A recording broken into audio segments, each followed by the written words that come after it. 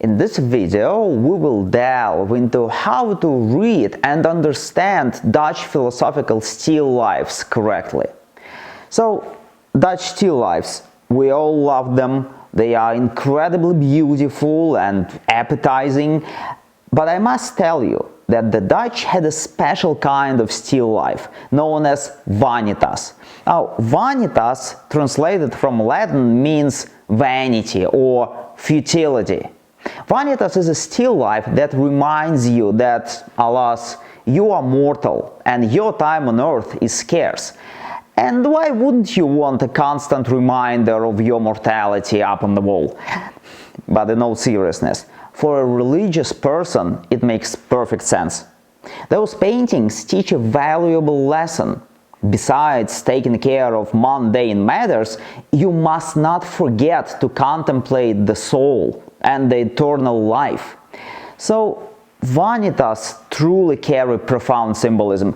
Each element in those still lifes holds a specific meaning, but most of them you can easily interpret yourself.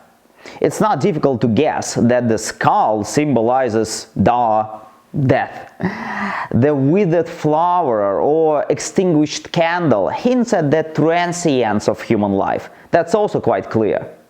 And by the way, it just dawned on me, a modern painter, instead of an extinguished candle, would probably represent a smartphone with a low battery.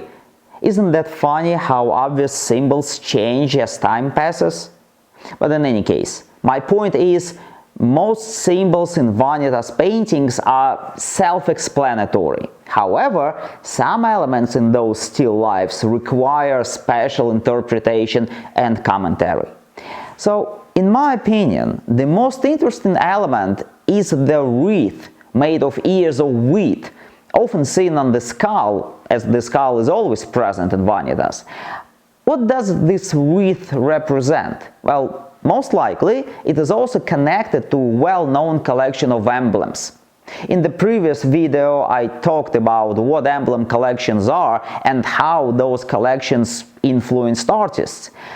One of the most well-known authors of emblem collections, alongside the famous Italian Cesare Ripa, was certain Dutch, his name was Camerarius, and he compiled a collection of 400 emblems.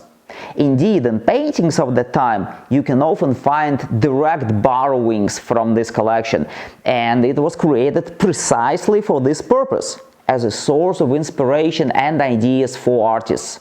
So, Camerarius has an emblem called Hope for a New Life. It looks like this, a pile of bones with wheat ears sprouting through them, which symbolizes life amidst death.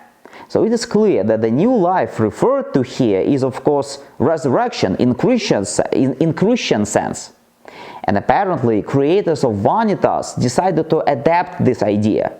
But it seems that simply depicting a pile of bones in the still life didn't quite fit, especially since the skull was already present and had become a traditional element. Therefore, they replaced the bones with the skull, and the wheat ears sprouting through them were transformed into a wreath made of ears of wheat. In this way, this wreath symbolizes hope for resurrection. Thus, you now understand that often to truly grasp the meaning of a particular element in a painting, one needs to possess quite extensive specialized knowledge. Fortunately, you don't have to read Camerarius yourself, as he wrote in Latin and, as far as I know, has not been translated into English. So, that's where I step in.